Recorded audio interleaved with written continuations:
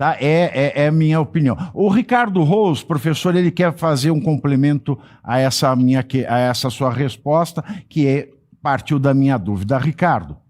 Professor, boa noite. Prazer falar com o senhor. Faz tempo que a gente não se fala, né? Professor, vamos lá. A gente sabe bastante, pelo histórico do Trump, o jeitão dele de negociar. Ele joga lá em cima, como uma frase dessa que foi bastante forte, abalou muita gente, dizimar eventualmente todo um povo, e agora está voltando atrás. Mas faz parte um pouco desse jeito Trump de governar, ok? Agora, minha pergunta é, se o Irã pagar para ver, não liberar de forma completa o Estreito de Hormuz nas próximas 2 semanas, o senhor vê que tem possibilidade, de fato, aí que são 2 perguntas. Uma que a gente já tem mais ou menos uma resposta, que seria a possibilidade dos americanos atacarem o Irã de forma nuclear.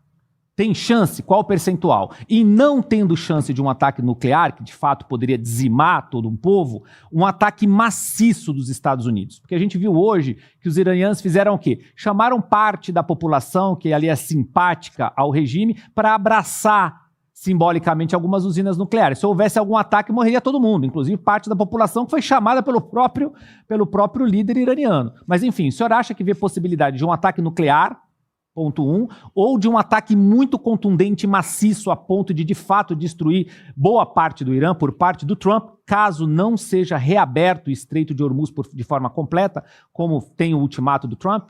Chat GPT, favor resumir a pergunta. Eu falaria igual a Marília Gabriela. Eu converso com o professor. Falei, não, professor... Eu estou Ricardo, impossível hoje, professor. Me desculpe que hoje eu estou impossível. Eu saí de casa irritado. É teu estilo, tranquilo. Estamos aqui para atender seu público. Deixa eu falar uma coisa para vocês. Olha só, primeiro eu quero mandar um abraço aqui para o Ricardo. Faz tempo que a gente não faz programa junto aí. Muito prazer te rever. Agora, pessoal, olha só. Possibilidade de usar uma bomba atômica sempre tem. Se os militares americanos vão concordar com isso, é outra história. Porque está havendo uma mini rebelião dentro do Pentágono. Semana passada, o Pete Hegseth, que é o secretário da guerra, né, foi comentarista da Fox, demitiu 8 generais. Isso não é pouca coisa. Ou seja, muita gente não está concordando.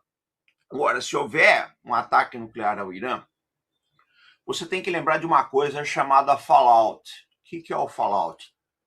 Essa dispersão de poeira radioativa, destroços, chuva radioativa, que vai se espalhar por todo o Oriente Médio, e vai chegar, inclusive, na Europa e na Rússia.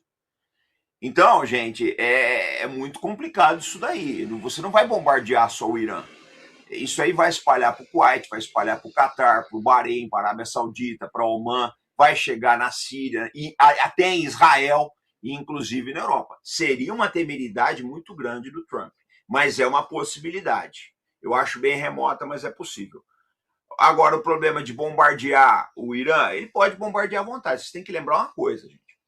O Irã tem o tamanho do nosso estado do Amazonas, são 1,5 milhão de quilômetros quadrados. Os Estados Unidos bombardearam o Vietnã, que tem 1/5 do tamanho do Irã, por 10 anos, e não conseguiram nada. É muito difícil, ninguém aposta que você vai conseguir dobrar o Irã em termos militares somente com bombardeios convencionais. Até porque vocês têm que lembrar uma coisa, só para resumir a minha resposta. Os Estados Unidos podem bombardear o Irã? Podem. Só que o Irã continua bombardeando Israel, Arábia Saudita, o Bahrein, o Catar, o Kuwait, a Jordânia, e ele pode destruir a infraestrutura desses países também. Então, o melhor seria, o menos ruim, porque não tem melhor nessa história, o menos ruim seria o menos ruim seria que essa guerra não tivesse começado. Mas agora é tentar algum tipo de negociação, e as coisas estão bastante difíceis aí, né? Porque se agudizaram muito, né? Professor, o Cláudio Caivano vai lhe fazer mais uma pergunta. Boa noite, professor. Uma satisfação falar com o senhor. Nos conhecemos há bastante tempo num seminário aqui em São Paulo.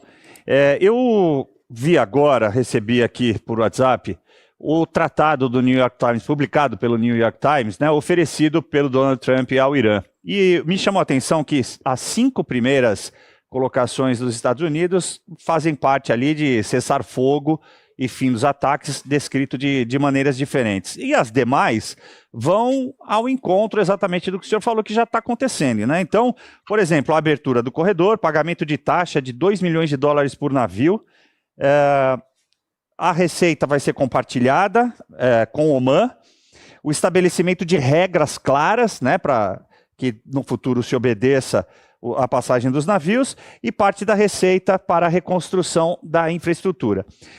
A minha pergunta vai no seguinte sentido: alguém que oferece isso não está querendo, obviamente, a destruição, como o Ricardo falou, ele pratica esse tipo de retórica para tentar forçar esse acordo. Agora, hoje, o IDF, né, as forças israelenses, derrubaram 8 pontes que fazem parte justamente da infraestrutura para sufocar.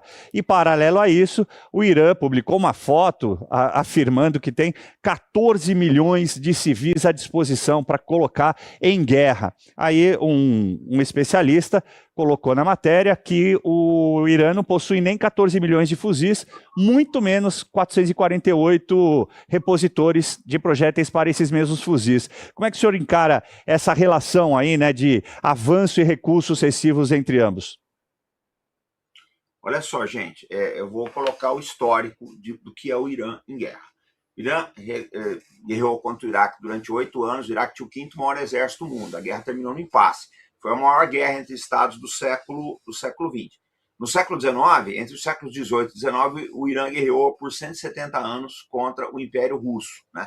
Até que o Irã acabou perdendo a Geórgia, o Azerbaijão, etc., e a Armênia, e eles acabaram fazendo a paz, estão em paz até hoje, mas o relacionamento sempre foi meio tenso.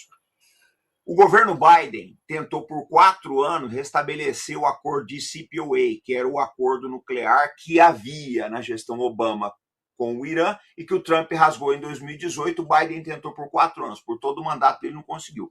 Eu acho muito difícil você extrair concessões do Irã nessa altura do campeonato, analisando a conduta persa, né, em seus antecedentes. Eu acho isso muito difícil. Agora, vocês têm que lembrar uma coisa, né? Eu estou colocando todas as cartas na mesa para vocês fazerem a leitura que, né, vocês desejarem. Essa não é uma guerra popular nos Estados Unidos, em primeiro lugar. Essa é uma guerra que vai arrasar as economias mundiais e com reflexos, inclusive, no nosso Brasil, né? E em termos militares, é muito difícil você resolver esse impasse. O pessoal fala, o Irã não tem 14 milhões de combatentes. 1 milhão já resolve o problema, porque os Estados Unidos não vai conseguir colocar 1 milhão de pessoas lá. A sociedade americana não vai mandar 1 milhão de soldados para boots on the ground. Esqueçam isso. E tem um outro fator nisso daí. Mesmo que os Estados Unidos façam algum tipo de acordo com o Irã, eles têm que convencer Israel também. E o Netanyahu, ele está numa posição assim bastante firme com relação ao que ele quer. Então, gente, fica difícil a gente traçar um prognóstico. Muito difícil saber o que vai acontecer daqui para frente. É muito difícil o Irã ceder, tá? Estou falando para vocês, assim, eu gosto de analisar, eu não gosto de ver as coisas de forma nem ideológica, nem partidarizada. É uma parada dura e difícil de se resolver. Claro, mas os elementos foram gentilmente presenteados pelo professor aqui para que a gente possa parar para pensar, né, com mais propriedade no assunto. Professor, muito obrigado pelo seu auxílio aqui e nos fazer entender um pouco do que acontece lá. Um grande abraço. Grande abraço. Muito obrigado. Pavinato, Cláudio, Rose, e um bom programa para vocês. Boa noite. Muito obrigado.